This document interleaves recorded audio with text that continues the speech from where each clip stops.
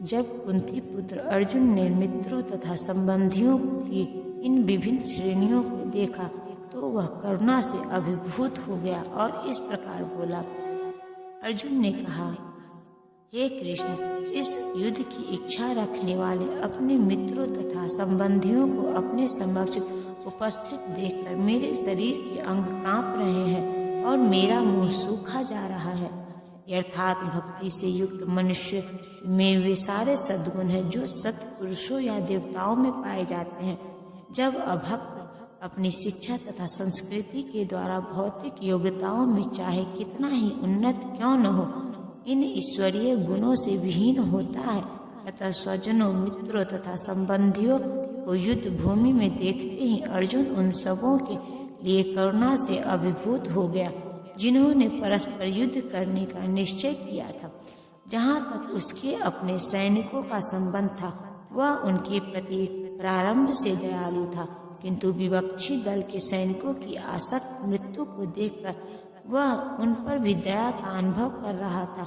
और जब वह इस प्रकार सोच रहा था तो उसके अंगों में कंपन होने लगा और मुंह सूख गया। उन सबको युद्धाभिमुख देखकर उसे आश्चर्य भी हुआ। प्रायः सारा कुटुंब अर्जुन के सगे संबंधी उससे युद्ध करने आए थे।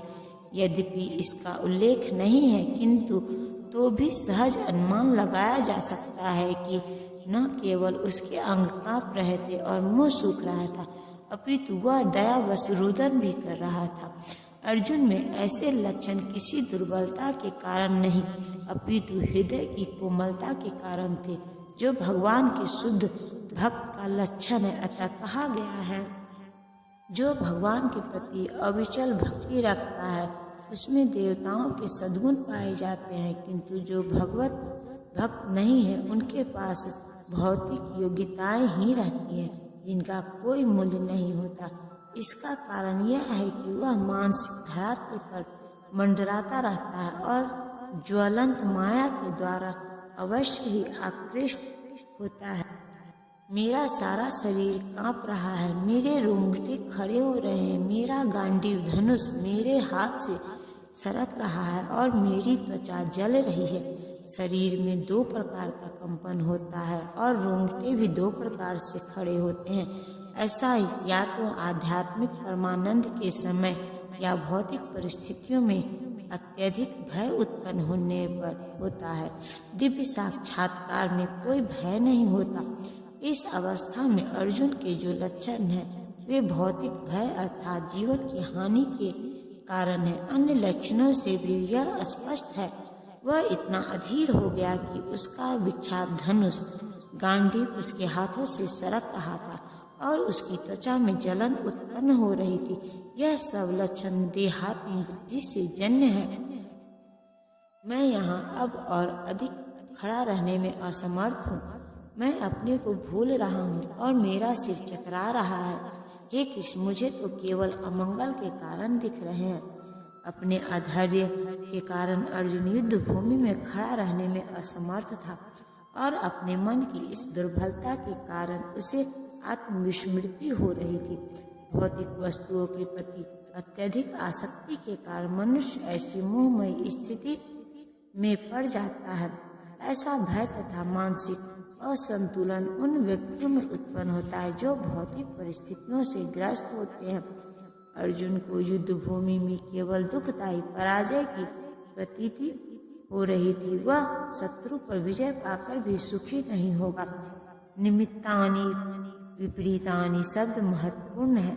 जब मनुष्य को अपनी आशाओं में केवल निराशा दिखती है तो वह सोचता है, मैं यहाँ क्यों हूँ। प्रत्येक प्राणी अपने में तथा अपने स्वार्थ में रुचि रखता है, किसी की भी परमात्मा में रुचि नहीं होती। कृष्ण की इच्छा से अर्जुन अपने स्वार्थ के प्रति अज्ञान दिखा रहा है। अर्जुन का वास्तविक स्वार्थ तो विष्णु या कृष्ण में निहित है। बुद्धिजीव इसे भूल जाता है, इसीलिए उसे भौतिक कष्ट उठाने पड़ते हैं। अर्जुन ने सोचा कि उसकी विजय केवल उसके शोक का कारण बन सकती है। हे कृष्ण, इस युद्ध में अपने ही स्वजनों का वध करने से न तो मुझे कोई अच्छाई दिखती है और न मैं उससे किसी प्रकार की विजय, राज्य या सुख की इच्छा रखता हूँ। यह जाने बिना किसी मनुष्य का स्वार्थ विष्णु में है। सारे बुद्धिजीव शारीरिक संबंधों के प्रति यह सोचकर आकर्षित होते हैं कि वे ऐसी परिस्थितियों में प्रसन्न रहेंगे। ऐसी देहात्म बुद्धि के कारण वे भौतिक सुखों के कारणों को भी भूल जाते हैं। अर्जुन तो क्षत्रिय का नैतिक धर्म भी भूल गया था। कहा जाता है कि 2 प्रकार के मनुष्य परम शक्तिशाली तथा जाज्वल्यमान सूर्यमंडल में प्रवेश करने के योग्य होते हैं। ये है, एक तो क्षत्रिय जो कृष्ण की आज्ञा से युद्ध में मरता है तथा दूसरा सन्यासी जो आध्यात्मिक अनुशीलन में लगा रहता है। अर्जुन अपने शत्रुओं को भी मारने से विमुख हो रहा है। अपने संबंधियों की बात तो छोड़ दे, वह सोचता है कि स्वजनों को मारने से उसे जीवन में सुख नहीं मिल सकेगा, अतः वह लड़ने के लिए इच्छुक नहीं है। जिस प्रकार की भूख न लगने पर कोई भोजन बनाने को तैयार नहीं होता, उसने तो वह वन जाने का निश्चय कर लिया, जहाँ वह एकांत में निराशापूर्ण जीवन काट सके। किंतु क्षत्रिय होने के नाते उसे अपने जीवन निर्वाह के लिए राज्य चाहिए, क्योंकि क्षत्रिय कोई अन्य कार्य नहीं कर सकता। किंतु अर्जुन के पास राज्य कहाँ है? उसके लिए तो राज्य प्राप्त करने का एकमात्र अवसर है कि अपने बंधु बांधवों से लड़कर अपने पिता के राज्य का उत्तराधिकारी प्राप्त करे, जिसे वह करना नहीं चाह रहा है। इसीलिए वह अपने को जंगल में एकांतवास करके निराशा का एकांत जीवन बिताने के योग्य समझता है।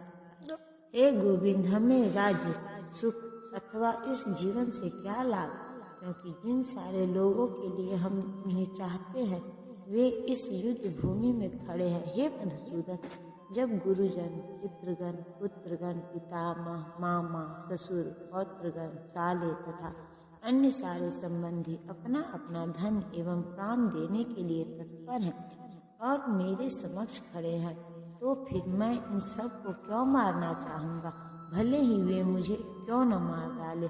हे जीवों के पालक, मैं इन सबों से लड़ने को तैयार नहीं, भले ही बदले में मुझे तीनों लोग क्यों न मिलते हों। इसी पृथ्वी को की तो बात ही छोड़ दे, भला धृतराष्ट्र के पुत्रों को मारकर हमें कौन सी प्रसन्नता मिलेगी। अर्जुन ने भगवान कृष्ण को गोविंद कहकर संबोधित किया, क्योंकि वे गौओं तथा इंद्रियों की समस्त प्रसन्नता के विषय है। इस विशिष्ट शब्द का प्रयोग करके अर्जुन संकेत करता है कि कृष्ण यह समझे कि अर्जुन की इंद्रियां कैसे तृप्त होंगी, किंतु गोविंद हमारी इंद्रियों को तुष्ट करने के लिए नहीं। हाँ, यदि हम गोविंद की इंद्रियों को तुष्ट करने का प्रयास करते हैं तो हमारी इंद्रियां स्वतः तुष्ट होती हैं। भौतिक दृष्टि से प्रत्येक व्यक्ति अपनी इंद्रियों को तुष्ट करता चाहता है और चाहता है कि ईश्वर उसे आज्ञा पालक की तरह काम करे, किंतु ईश्वर उनकी तृप्ति वहीं तक करते हैं जितनी की वे पात्र होते हैं, उस हद तक नहीं जितना वे चाहते हैं। किंतु जब कोई इसके विपरीत मार्ग ग्रहण करता है, अर्थात जब वह अपनी इंद्रियों की तृप्ति की चिंता न करके गोविंद की इंद्रियों की तुष्टि करने का प्रयास करता है, तो गोविंद की कृपा से जीव की सारी इच्छाएं पूर्ण हो जाती है।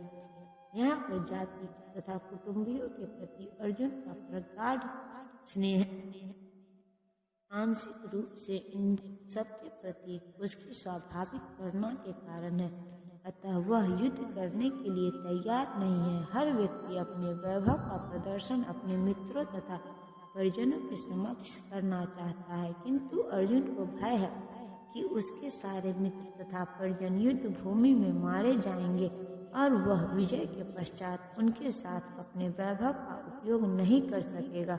भौतिक जीवन का यह सामान्य लेखा जोखा है, किंतु आध्यात्मिक जीवन इससे सर्वथा भिन्न होता है, क्योंकि भक्त भगवान की इच्छाओं की पूर्ति करना चाहता है। अतः भगवत इच्छा होने पर वह भगवान की सेवा के लिए सारे ऐश्वर्य स्वीकार कर सकता है, किंतु यदि भगवत इच्छा न हो तो वह एक पैसा भी ग्रहण नहीं करता। अर्जुन अपने संबंधियों को मारना नहीं चाह रहा था, और यदि उनको मारने की आवश्यकता हो तो अर्जुन की इच्छा थी कि कृष्ण स्वयं उनका वध करे। इस समय उसे यह पता नहीं था कि कृष्ण उन सबों की युद्ध भूमि में आने के पूर्व ही मार चुके हैं और अब उसे निमित्त मात्र बनना है। इसका उद्घाटन